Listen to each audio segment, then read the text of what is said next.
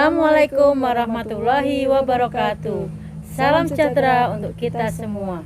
Bersama kami di Pulinkes edisi ketiga. Perkenalkan, nama saya Laila Yulianti. Dan saya Ninik Farida Irawati. Kami adalah fasilitator kelas pengasuhan positif GSM Putra Linui Bantul, Yogyakarta. Oke, pada kesempatan yang berbahagia ini kami akan membahas tentang kesehatan mental. Perlu kita ketahui bahwasanya tujuan dari pembahasan tema ini adalah yang pertama, mengidentifikasi situasi-situasi yang bisa mengancam kesehatan mental pengasuh. Dan yang kedua adalah memahami pentingnya menjaga kesehatan mental bagi pengasuh agar bisa memberikan pengasuhan yang baik. Pembahasan kita kali ini menarik sekali loh Bu Nini, tentang kesehatan mental. Iya, betul sekali Bu Ella. Apalagi buat emak-emak seperti kita ya, yang tiap kali harus dihadapkan dengan permasalahan pengasuhan sehari-hari, dengan karakter anak yang berbeda-beda, yang tentu saja itu membuat kita punya masalah tersendiri. Betul. Ya. Selain anak ada suami Bu. Iya, betul sekali. Ada orang-orang dewasa di sekitar kita juga. Itu rawan sekali bisa menimbulkan menimbulkan konflik mental kita. Ya. Betul. Tapi kebanyakan orang itu bingung Bu ya, atau malah mereka sudah membuat pernyataan bahwasanya kesehatan mental itu sama dengan jiwa. Nah, itu yang mungkin beda kita ya, Bu, ya? Perlu kita luruskan di sini ya Bu ya, antara kesehatan mental dengan kesehatan jiwa. Betul sekali. Kalau kesehatan jiwa itu mencakup 4 aspek Bu.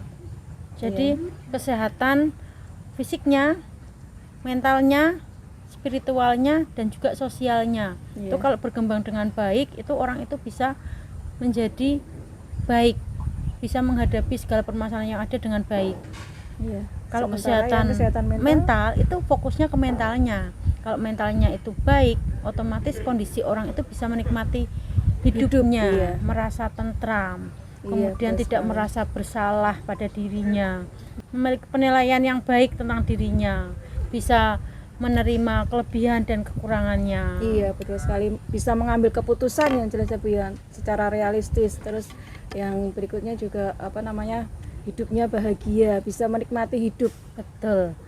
Kebanyakan orang itu beranggapan kalau orang punya uang banyak, kemudian punya segalanya, itu akan bahagia. Betul nggak itu Bu? Iya, kalau menurut saya sebenarnya sih Bu ya, kalau kesehatan mental itu sama sekali tidak ada hubungannya dengan materi.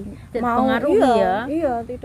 uangnya banyak, mau uangnya banyak, mau seberapa banyak materi yang kita punya, tapi kalau kondisi mentalnya terganggu, dia tidak akan bahagia. Tidak akan bahagia, Karena yang kesehatan mental itu ternyata adalah hal yang paling murah yang bisa kita dapatkan, karena itu berasal dari diri kita sendiri, dari pikiran positif kita.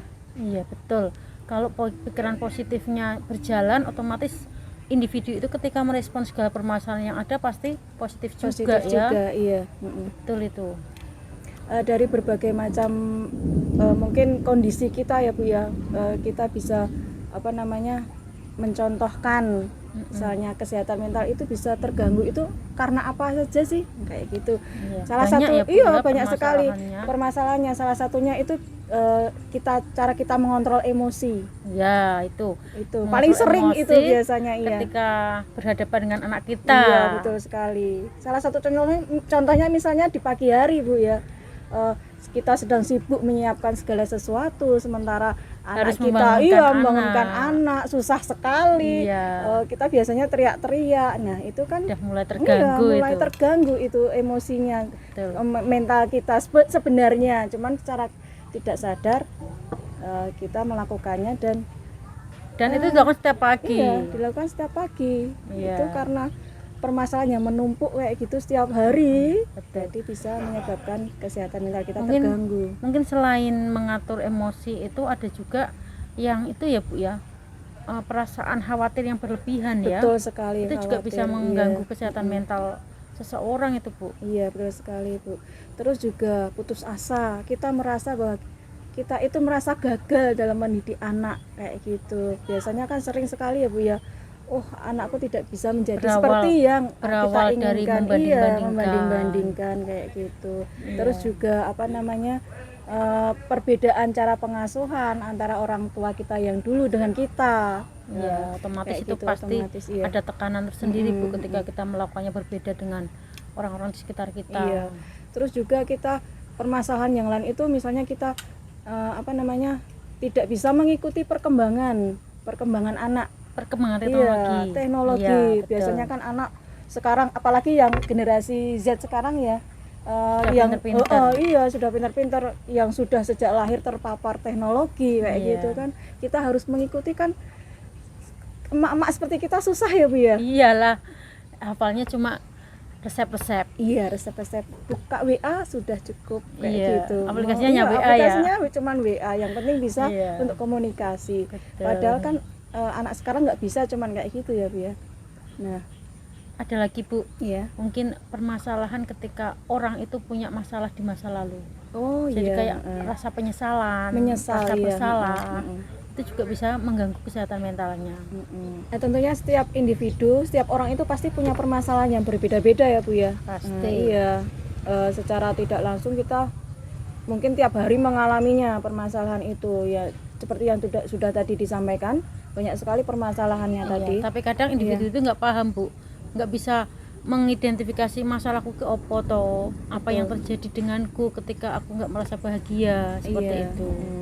Nah, untuk mengurai permasalahan itu tadi Bu, kita punya metode yaitu 5W1H. Oke, Iya. 5W1H. Mungkin Iya. kita perlu kasih contoh ya Bu ya. Iya, bisa. Permasalahannya seperti apa? Misalkan kita dihadapkan pada situasi di pagi hari Bu, Iya. di pagi hari, kemudian kita repot harus mempersiapkan segala sesuatunya, sedangkan anak dibangunkan sangat susah sekali. Biasanya. Iya, kita harus teriak-teriak biasanya Iya. dia. W yang Yang pertama, pertama itu what? Apa? iya, Apa yang biasanya menyebabkan kita menjadi kesel ya? Kita karena apa sih? karena anak itu ya, Iya. karena anak nggak bangun pagi, itu what-nya. Iya. Apa yang Kemudian- menyebabkan itu ya Bu ya? Iya, Terus W yang kedua itu why? why? Mengapa? Iya. Kenapa sih kita nggak seneng? Kenapa sih kita kemrungsung setiap pagi? Iya, betul sekali. Kenapa Bu? Biasanya itu kita harus menyiapkan segala sesuatunya. Iya, kita repot. Repot menyiapkan masak bisa, terus menyiapkan bekal dan baju mungkin ya kayak Iya. gitu. Sementara anak dibangunkan susah. Oke, itu why-nya. Kenapa ya? Iya, betul Setelah sekali. itu masuk ke yang ketiga, Yang ketiga itu who, siapa? siapa? Iya. Siapa? Siapa yang biasanya terlibat dalam konflik itu? Oke, Nah, berarti anak. iya. Kita juga, Bu. Orang tuanya juga ya? Iya. Oh iya, berarti orang tua dan anak. Iya, betul Khususnya sekali. orang tuanya ibu ya, yang Iya, biasanya biasa yang, kalau bapak biasanya santai, cuek. iya, cuek sekali. Iya. Iya.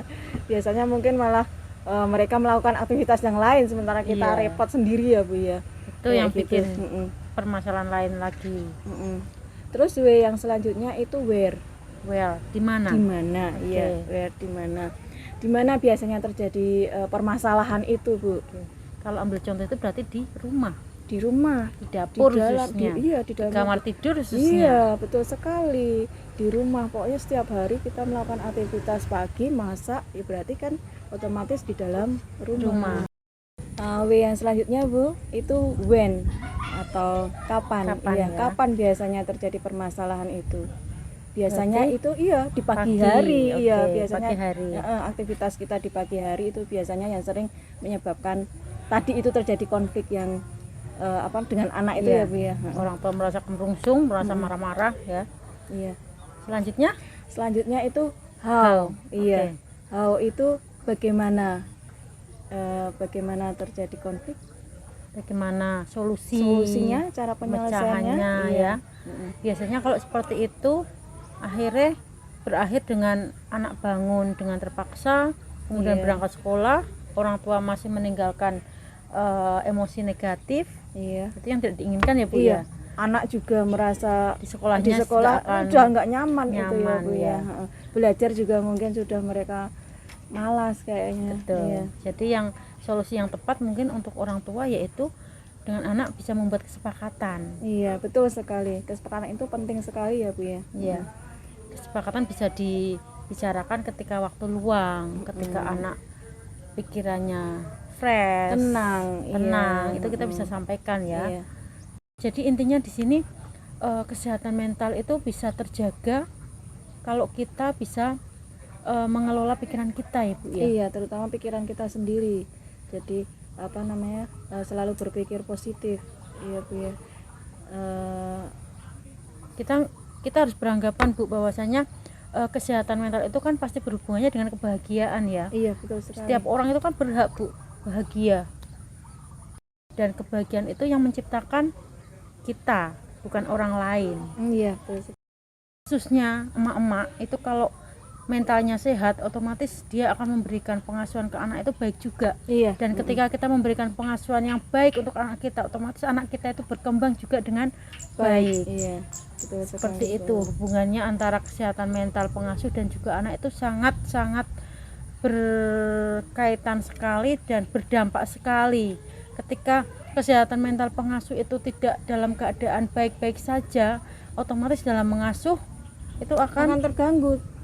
Pasti terganggu. Iya. Ya. Yang keluar emosi negatifnya, Iya. efeknya ke Anak. Iya, Ya, betul itu sekali.